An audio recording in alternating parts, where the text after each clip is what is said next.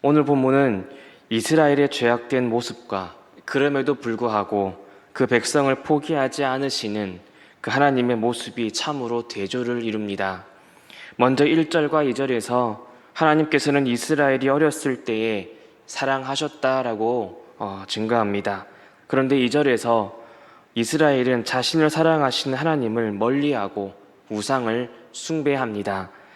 선지자들을 통하여 하나님께서 베푸시는 그 사랑을 전하셨지만 자신을 사랑하시는 하나님을 이스라엘 백성들은 더욱더 멀리하는 것입니다. 3절에서는 하나님께서 그런 그들을 가르치시고 안으십니다. 그런데 이스라엘은 그 가르침과 품의 안으심도 알지 못하고 깨닫지 못합니다. 하나님께서 가르치시는 것들을 그들은 알지 못하였다라는 말씀은 깨닫지 못했다라는 의미보다는 원망과 불평으로 언제 고치셨느냐라고 따지는 행동을 의미합니다. 4절에서 하나님께서는 그들을 이끄셨고 멍에를 벗기셨으며 먹을 것마저도 주셨습니다. 그런데 5절에서 7절까지 살펴보면 이스라엘은 그 하나님께로 돌아오기를 매우 싫어합니다. 사랑과 배신, 화해와 불화가 하나님과 이스라엘 백성들 사이에서 일어나는 것입니다. 늘 먼저 사랑하시고 화해를 요청하시는 분은 바로 하나님이시며 용서받을 수 없는 죄를 저지르고도 그 죄를 인정하지도 아니하고 하나님 앞에 보란듯이 더 큰 악을 행하는 자들은 바로 이스라엘 백성들이었습니다. 이런 백성들의 모습은 누가복음 15장의 잃어버린 아들 비유에서도 아버지에게 아버지여 재산 중에서 내게 돌아올 분깃을 내게 주소서라고 하며 아버지의 마음을 아프게 하는 둘째 아들의 모습과도 같습니다. 아버지 하나님께서는 충분히 아프셨습니다. 페륜도 이런 페륜이 없을 만큼 큰 페륜 앞에 하나님의 마음은 무너지는 듯 하셨을 것입니다. 그럼에도 불구하고 하나님께서는 7절에서 그들을 불러 외치십니다. 돌아오라. 포기가 안 되시는 겁니다. 그리하여 8절부터 9절을 살펴보면 하나님께서는 너희가 비록 나를 배반하고 아프게 할지라도 나는 너희를 놓을 수 없다, 버릴 수 없다라고 말씀하십니다. 나는 너희를 긍휼히 여긴다라고 말씀하시고 진노마저도 그치겠다라고 말씀하십니다. 따라서 본문에서 하나님께서는 너희의 하나님 아버지 나 여호와가 너희를 포기하지 아니하고 버리지 아니하노니 너희도 스스로를 포기하지 말고 죄에서 돌이켜 나에게 돌아오라. 내가 다시 너희를 안고 기르고 이끌 것이다 라고 말씀하시는 겁니다. 우리 스스로가 보기에 때로는 답이 없는 것처럼 느껴질 때가 있습니다. 이쯤에서 그만해야겠다라고 다 내려놓고 싶을 때도 있습니다. 현실의 벽, 인생의 벽 앞에 내 힘으로 안 되는 것 붙잡고 있어봤자 뭐하나라고 하며 모든 노력과 수고를 다 멈춰버립니다. 극한의 상황일수록 목숨이 위태로운 절체절명의 상황일수록 사람들은 자신들의 본성과 자신들이 원하는 삶을 대하는 태도가 더욱더 극명히 드러납니다. 그러나 이는 삶을 대하는 태도만 드러내는 것이 아니라 신앙생활의 모습에서도 드러납니다. 이사야서 22장 13절을 보면요, 너희가 기뻐하며 즐거워하며 소를 죽이고 양을 잡아 고기를 먹고 포도주를 마시면서 내일 죽으리니 먹고 마시자 하는도다라고 기록합니다. 내일 나라가 망하는 것을 알고 있습니다. 무엇 때문에 나라가 망합니까? 바로 자신들의 죄 때문입니다. 이스라엘 백성들은 바로 내일 언제 나라가 망하게 될 것인지를 분명히 알고 있었습니다. 적군이 칼날로 자기를 죽일 것이라는 것도 알고 있습니다. 그렇다면 고기를 먹고 포도주를 마시며 먹고 즐기자고 말하는 것이 여러분 정상이겠습니까? 아니지요. 이는 이스라엘 백성들이 위태로운 상황에서 자신들의 신앙을 저버리고 포기하는 것을 나타냅니다. 아이고 나 모르겠다. 어차피 끝난 삶, 어차피 끝난 거 내 마음껏 먹고 마음껏 즐기다가 죽이란다 라고 하며 믿음도 신앙도 다 버리고 포기하고는 하나님 앞에 완악한 말을 하는 백성들의 모습을 이사야 선지자는 여지없이 보여줍니다. 반면에 그런 상황에서도 믿음을 포기하지 않았던 사람들도 성경은 증거합니다. 다윗, 다니엘, 많은 선지자들, 수많은 예수님의 제자들과 초대교회 성도들, 특히 믿음장이라고 익히 알고 있는 히브리서 11장에서는 그런 심한 고통의 상황에서도 끝까지 믿음을 포기하지 아니하고 지켰던 이름 모를 수많은 성도들의 모습이 기록되어 있습니다. 히브리서 11장 35절부터 38절을 보면 여자들은 자기의 죽은 자들을 부활로 받아들이기도 하며 또 어떤 이들은 더 좋은 부활을 얻고자 하여 심한 고문을 받되 구차히 풀려나기를 원하지 아니하였으며 또 어떤 이들은 조롱과 채찍질뿐만 아니라 결박과 옥에 갇히는 시련도 받았으며 돌로 치는 것과 톱으로 켜는 것과 시험과 칼로 죽임을 당하고 양과 염소의 가죽을 입고 유리하여 궁핍과 환난과 학대를 받았으니 이런 사람은 세상이 감당하지 못하느니라. 그들이 광야와 산과 동굴과 토굴에 유리하였느니라. 따라서 성도 여러분, 우리를 포기하지 아니하시고 여전히 긍휼과 사랑을 베푸시는 하나님을 알고 우리도 그 어떠한 경우에서도 우리의 믿음을 포기하지 않아야 합니다. 여러분, 그 아버지의 그 자녀가 되어야 한다라는 말이지요. 내일 죽으리니 먹고 마시자가 아니라 히브리서 11장에 기록된 그 믿음의 사람들 중에 한 사람, 바로 그 어떤 이들 중 한 사람이 바로 우리가 되자는 것입니다. 오늘 이 말씀을 통해 우리 모두 어떠한 경우에서도 믿음을 포기하지 아니하는 다짐을 하기를 소망합니다. 여러분, 포기는 배추 썰 때나 하자는 그 담대한 믿음, 그 마음이 다시 우리 가운데 회복되기를 축복합니다. 그렇다면 우리는 무엇에서 포기하지 말아야 할까요? 첫 번째는 죄에서 포기하지 말아야 합니다. 오늘 본문 1절부터 7절까지는 다른 의미로 해석해 보자면 이스라엘 백성들이 하나님을 향한 예배의 마음을 상실했다라는 것을 알 수 있습니다.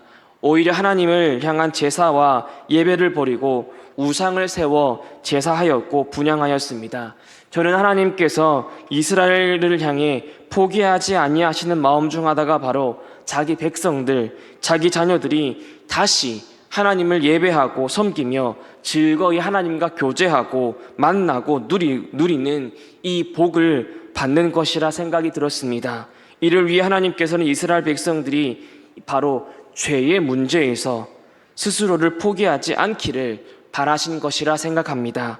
8절을 보면 하나님께서는 이스라엘 백성들을 향해 내가 어찌 너를 아드마와 같이 놓겠느냐, 너는 어찌 너를 스보임 같이 두겠느냐라고 말씀하십니다. 이 아드마와 스보임은 소돔과 고모라와 가까운 주변 지역입니다.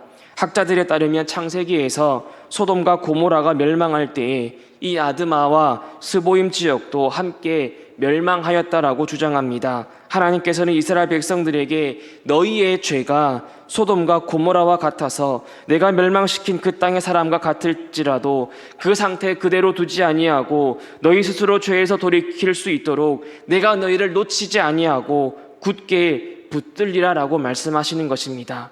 저는 여기서 하나님께서 그 백성들에게 원하시는 뜻이 있다라고 생각합니다. 나도 너희를 포기하지 아니하고 굳게 붙들려고 하고 있는데 너희는 너희의 믿음을 포기해서야 되겠느냐? 너희도 나 여호와 너희 하나님 아버지를 붙잡고 다시 어떤 환경과 상황 속에서도 일어서야 하지 않겠느냐라고 하시는 것입니다. 그렇다면 그들이 포기하지 아니하고 회복해야 할 마음은 바로 어떤 마음입니까? 레위기 1장을 살펴보면 우리가 변 목사님을 통해서 살펴보았듯이 이스라엘 백성들이요 자신의 죄를 자복하기 위해 번제를 드리려고 할 때에 제사장 앞으로 짐승을 가지고 나왔습니다.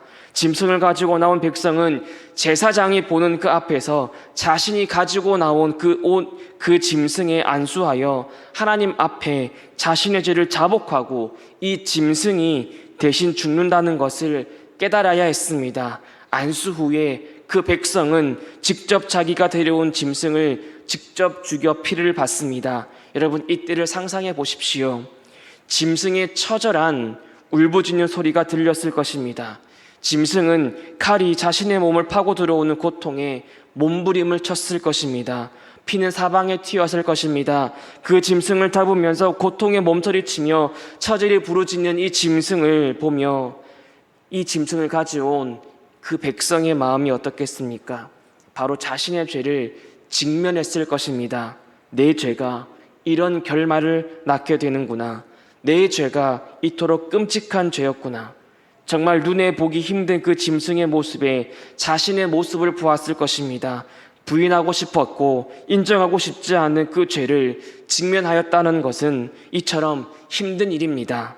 그러나 하나님께서는 자신의 죄를 직면하고 양심의 고통과 마음의 처절한 울부짖음이 없는 회개를 받지 않으십니다. 그 백성은 그 죽어가며 울부짖고 몸부림치는 그 짐승의 목과 몸에 칼을 찔러 넣으며 자신의 끔찍한 죄의 결말을 그 백성은 직면해야 했던 것입니다. 철저한 회개와 그 회개로 일어나는 그 마음속의 그 쓰라림, 나는 또 넘어졌구나, 나는 또 실패했구나, 나는 또 이전으로 돌아갔구나. 우리는 이런 자신의 죄악됨을 직면해야 하고 철저히 하나님 앞에서 아파해야 합니다. 그것이 회개입니다. 하나님께서는 죄를 지었다고 다 포기하며 내일 죽으리니 먹고 마시자고 할 것이 아니라 철저하게 회개하고 아파하며 하나님 앞에 나와 회복되기를 바라시는 것입니다. 그 회개가 일어날 때에 하나님께서는 그 짐승을 레위인 제사장에게 맡기십니다. 이제 너희 회개를 보았노라. 이제 나에게 맡기거라. 그리고 번제단 위에 그 짐승을 온전히 불태우시는 모습을 그 백성에게 보여주십니다. 너희 죄가 불태워졌노라. 너희 죄가 소멸되었노라. 그러니 포기하지 말고 또 나와 회개하라. 예배하라. 여러분, 죄에서 포기하지 마십시오. 죄에 넘어졌다면 다시 주님 앞으로 나아와서 뉘우치며 회개하십시오. 하나님은 우리를 포기하지 아니하십니다. 오히려 죄에서 회복하시고 용서하시는 분이십니다. 우리의 자세는 어떠해야 할까요? 하나님, 저는 또 넘어졌습니다. 저는 또 실패했습니다. 그토록 이겨내보고자 했던 내 안의 죄악을 저는 이기지 못하였습니다. 그러나 이번 한 주 다시 죄와 싸워나가겠습니다. 다시 피 흘리기까지 싸워보겠습니다라고, 이것이 하나님께서 우리에게 원하시는 믿음이 아니겠습니까? 여러분, 포기는 배추 썰 때나 하는 말입니다. 이전 거는 지나갔으니 보라 새 것이 되었도다라는 말씀을 기억하십시오.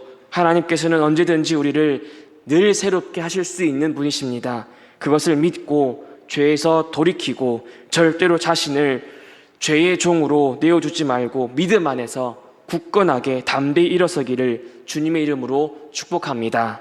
두 번째는 낙심해서 포기하지 말아야 합니다. 하나님께서는 이스라엘 백성들에게 늘 돌아오라 말씀하셨습니다. 오늘 본문에서도 하나님께서는 그토록 사랑과 긍휼로 말씀하셨어도 결국에는 그 백성들은 멸망하였습니다. 이스라엘 백성들은 하나님을 향한 예배와 신앙 모두 무너지고야 말았습니다. 그것이 말라기서가 증거하는 것이 아닙니까? 그런데요, 그럼에도 불구하고 그 백성이 포기가 되지 않으셨던 하나님께서는 직접 자신을 보여주심으로써 낙심하고 있던 그 백성들에게 희망을 선포하셨습니다. 예수 그리스도께서 오심은 그 백성을 포기하지 아니하시고 죄에서 구원하시기 위해 십자가에 오르신 위대한 은혜의 역사인 겁니다. 우리 예수님의 공생의 기간, 예수님은 공생의 초기에는 대중들에게 하나님 나라를 선포하시며 하나님께서는 너희를 포기하지 않으셨다라고 가르쳤습니다. 공생의 끝에는 제자들에게 초점을 맞추셔서 가르치십니다. 예수님께서는 제자들에게 누가복음 12장 32절에서 이렇게 말씀하십니다. 적은 무리여 무서워 말라. 너희 아버지께서 그 나라를 너희에게 주시기를 기뻐하시느니라. 이렇게 하심으로써 하나님께서 너희를 기뻐하신다라고 말씀하셨습니다. 그 중에서도 가장 핵심되고 은혜로운 말씀이 저는 산상수훈이라 생각합니다. 예수님께서는 제자들에게 심령이 가난하여져도 애통하여져도 박해를 받을지라도 낙심하지 않기를 바라셨습니다. 그리하여 심령이 가난한 자가 복이 있다고 하셨고 애통하는 자가 복이 있다라고 하셨고 박해를 받는 자도 복이 있다라고 하셨습니다. 이후 예수님의 고난과 십자가의 부활을 경험했던 이 많은 제자들은 사도로서 자신의 사명을 감당하다 가난에 처하기도 하였고 애통에도 처하기도 하였고 박해를 받았으며 끝내 순교를 당합니다. 마지막 남은 사도 요한은 반모섬에 갇혀야 하는 서러운 삶을 살아야 했습니다. 예수님께서는 그런 사도 요한에게 낙심하지 말라며 요한계시록을 주신 것이 아닐까요? 이 땅에서 믿음 지키며 살다가 고난과 박해를 받고 처참히 죽임을 당했던 자들이 하나님 나라에서 하나님께서 친히 그 눈물을 닦아주시는 그 모습을 보이시며 사도 요한에게, 그리고 우리 모든 하나님의 백성들에게 이 땅에서 비록 믿음으로 말미암아 낙심이 되고 고통을 당할지라도 하나님 나라 사모하며 그 나라에서 영원토록 위로를 받고 기쁨으로 살아갈 그날을 기대하기를 바라시는 것이 아닐까요? 예수님께서는 누가복음 18장 1절에서 말씀하셨습니다. 예수께서 그들에게 항상 기도하고 낙심하지 말아야 할 것을 비유로 말씀하여, 예수님께서 제자들에게 항상 기도하고 낙심하지 말아야 할 것을 어떤 비유로 말씀하십니까? 바로 과부와 불의한 재판관 비유입니다.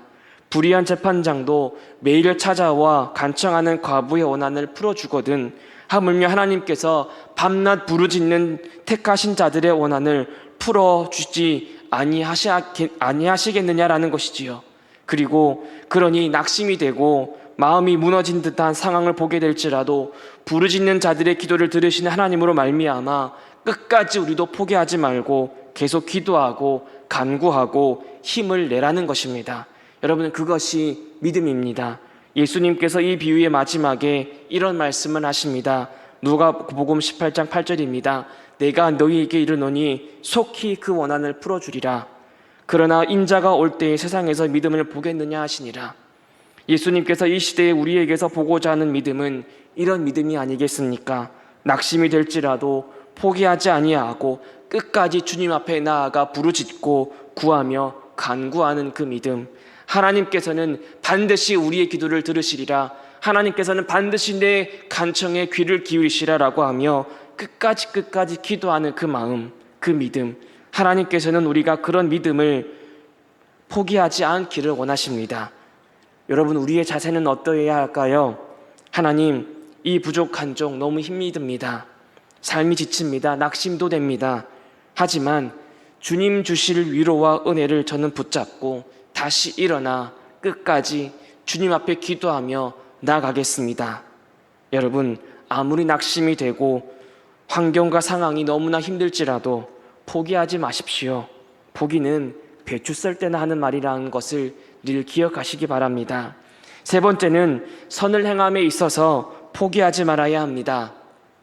하나님께서는 죄의 문제에서, 낙심의 문제에서 그 백성들이 포기하지 아니하고 돌이키고 뉘우치고 다시 일어서고 힘을 내어 간구하기를 바라신다는 것을 살펴보았습니다.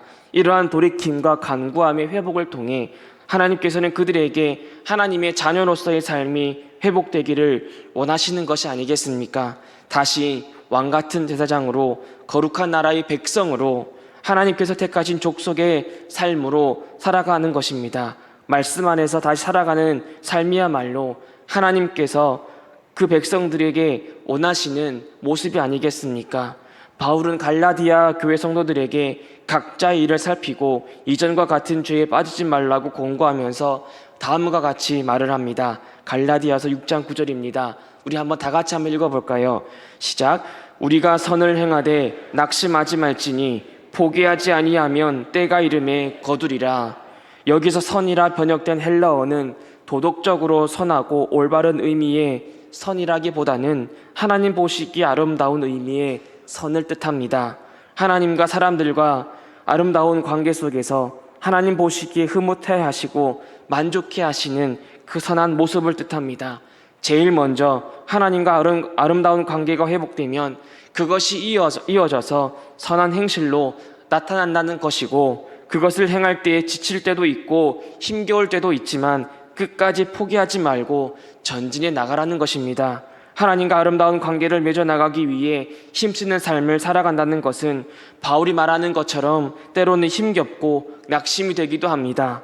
하지만 우리의 내면의 깊은 아름다움과 성품, 인격 속에서 하나님과의 아름다운 관계 맺음이 드러나고 그것으로 사람들에게 착한 행실로서 하나님의 영광을 드러내는 삶을 포기하지 말아야 합니다.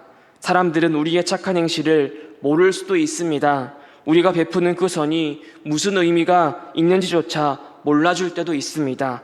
그것이 무슨 소용이 있냐며 여전히 세상은 바뀌지 않는다라고 우리의 선을 무가치하게 여길지도 모릅니다. 그럼에도 우리는 우리를 포기하지 아니하셔서 자기 백성 삼으시고 믿음 안에서 굳건하게 지키시고 돌보신 하나님을 믿고 바라보며 하나님과 아름다운 관계 속에 우리의 삶에서 그 선을 드러내야 하고 증명해야 합니다.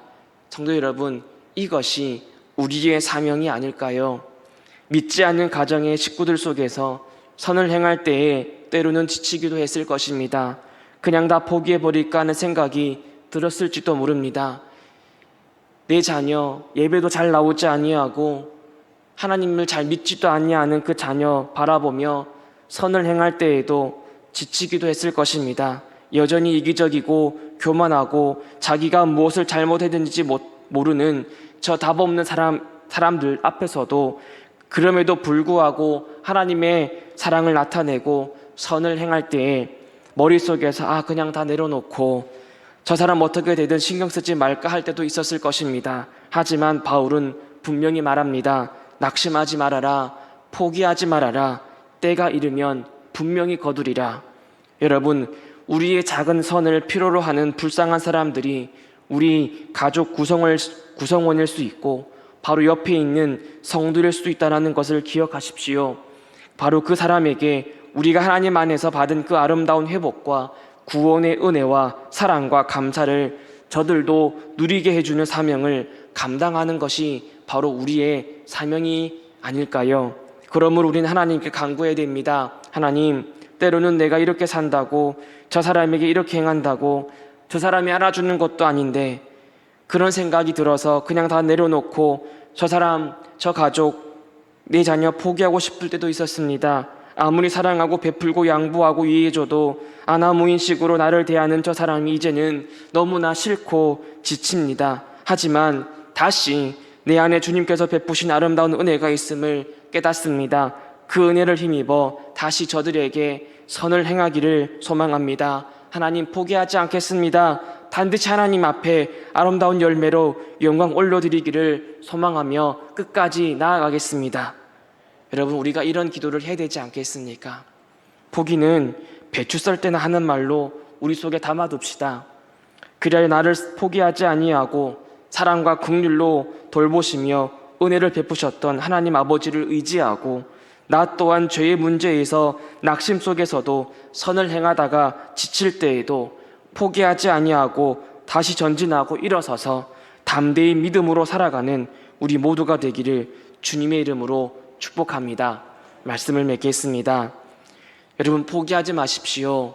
끝까지 죄에서 포기하지 마시고 낙심에서 포기하지 마시고 선을 행함에 있어서도 포기하지 마시고 끝까지 우리 그렇게 살아가다가 하나님 앞에 서기를 소망합니다.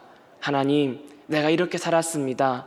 이 모든 것이 다 하나님의 은혜였고 하나님께서 베푸신 은혜로 이렇게 살아왔습니다 라고 하며 마지막에도 끝까지 하나님 앞에 영광 올려드리며 살아가다가 우리 주님 앞에 다 손을 잡고 천국에서 만나며 함께 찬양하고 기뻐하는, 그리고 하나님을 예배하는 우리 모두가 되기를 주님의 이름으로 축복합니다.